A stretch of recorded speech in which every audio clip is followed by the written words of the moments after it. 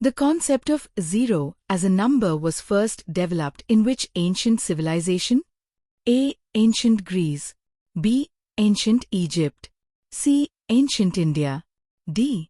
Mesopotamia. The correct answer is Ancient India. Next, what is the study of earthquakes called? A. Geology. B. Seismology. C. Meteorology. D. Volcanology. The correct answer is seismology. Next, which country gifted the Statue of Liberty to the USA? A. United Kingdom. B. Germany. C. France. D. Spain. The correct answer is France. Like, share and subscribe for more quizzes that make learning fun. Stay curious. Until next time. Bye.